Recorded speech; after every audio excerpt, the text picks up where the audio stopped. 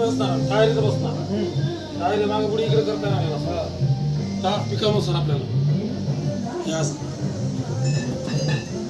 याला लॉक आहे काय बोर्ड लागतं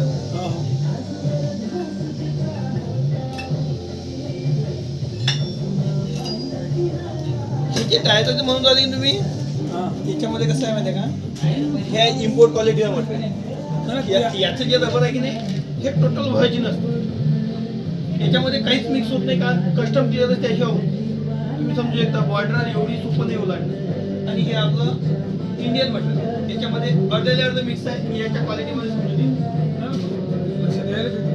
तसं याचाही काही प्रॉब्लेम नाही याला जवळजवळ हे तुम्हाला 3-4 वर्ष आरामशीर काढतं हे 5-6 वर्ष असा विषय हे 83,490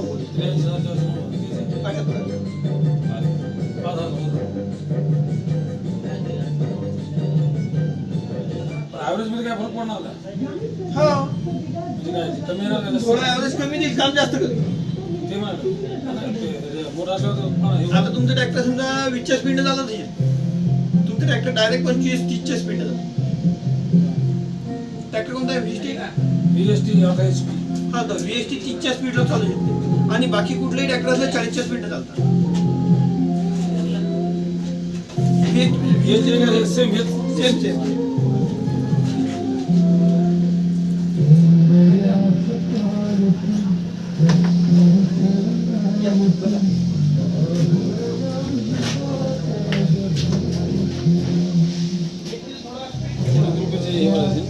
हे कंपनीचा फरक आहे हे PTMचं आहे ते हे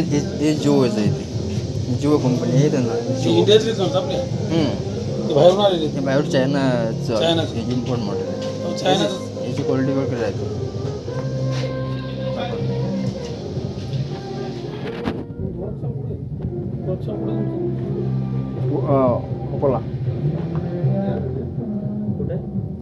अकोला